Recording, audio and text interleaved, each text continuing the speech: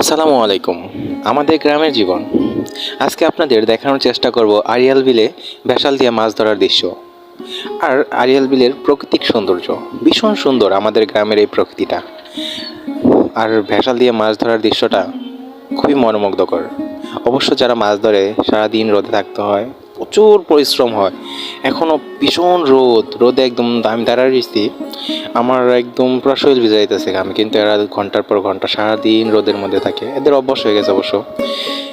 প্রচণ্ড রোদ আর প্রকৃতিটা খুবই মনোমুগ্ধকর, তাকালেই যেন চোখ ফেরানো যায় না। আকাশটা আরও বেশি সুন্দর, মেঘলা মেঘলা, আবগুলা খুব সুন্দরভাবে সাজানো। এখানে হচ্ছে 3টা বেশাল পরপর একটার পর একটা খেয়াও দিতেছে। প্রত্যেকটা বেশালে 2টা একটা করে মাছ আসতেছে, ছোটো ছোটো নলা মাছ, রুই মাছ, ভেটকা মাছ, তারপর হচ্ছে ঘইনা মাছ আর অন্য ধরনের মাছ আছে। ছোটো মাছ কম আসে, কারণ কি এখন পানি কমলে তখন আবার ছোটো মাছ আসবো। আর এখন পানি বাড়তেছে তো সেজন্য তেমন একটা মাছ পায় না, খুবই অল্প মাছ পাইতেছে। পানি প্রচুর পরিমাণ বৃদ্ধি পাইতেছে, আগে যে পরিমাণ পানি ছিল তার চেয়ে বেশি পরিমাণ পানি বৃদ্ধি পাইছে। আবার নতুন করে বন্যা হবে এরকম একটা পরিস্থিতি। বেশালগুলো একটার পর একটা খেয়া দিতেছে, মাছ আসতেছে, দুইটা একটা করে পাইতেছে।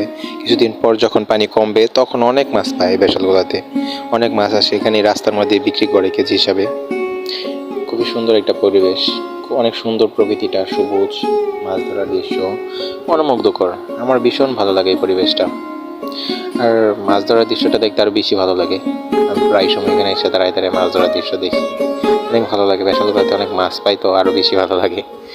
অবশ্য মাছ যখন না পাই তখন অবশ্য ভালো লাগে না। অনেক মানুষ আসে এখানে, বিকেলবেলা ঘুরতে আসে, পর্যটক কেন্দ্র বলা চলে।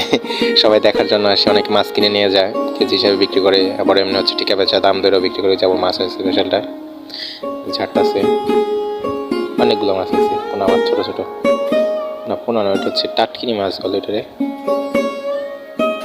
খুবই সুন্দর প্রকৃতিটা, বেশাল দিয়ে মাছ ধরা, সবুজের সমারোহ, আকাশটা অনেক সুন্দর, আপগুলো একদম সাজানো, খুব সুন্দর লাগতেছে।